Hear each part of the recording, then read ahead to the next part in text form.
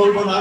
জনাব খালেদ সাহেবকে আমি একটু দৃষ্টি আকর্ষণ করে বলবো, ওনাকে না দেখে না চিনেই কিন্তু আসাদনগরবাসী ওনার জন্য মনে প্রাণে সবকিছু করে অনেকগুলি প্রোগ্রাম করেছে।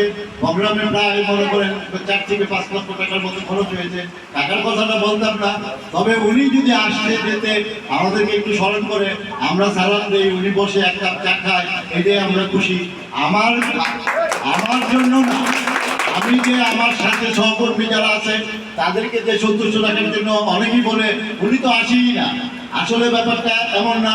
তারপরে আমার কিছু পরিকল্পনা আছে, যেমন আমরা আসাদনগর থাকি, কালাইনগর, মনোহরভাই, শরীফপুর, আশেপাশের যে 3-4টা গ্রাম আছে, মাঝে মাঝে মেজবা ভাইকে দৃষ্টি আকর্ষণ করে আমি বলছি, আপনি যদি মনে করেন 5 জন 10 জন যখনই অপশন থাকেন ওই নাম্বারগুলি নক করেন, এই তুমি কেমন আছো, বা আমাদের সাহায্য নেয়, তাইলে আমরাও ওনার জন্য মানে দল টাকা আগে নেওয়ার জন্য আমরা অনেক সুবিধা পাবো। আর আমরা দলমত নির্বিশেষে আমি খালেদ কৃষি নেতৃত্বে আমরা আছি। কে কি বললো, কমিটি আছে কিনা সেটা আমরা চাই। আমি খালেদ কৃষি যাতে ভালো একটা রেজাল্ট করে যেভাবে আমরা আছি। আসাদনগর হয়তো 2-1 মাঝে মাঝে ফুচকি দেয়, এই দেশে যে প্রপারে নেতৃত্বগুলো যদি আমাদেরকে সহযোগিতা করে, আশা করি সেটাও থাকবে না। আমি আর বেশি কিছু বলবো না।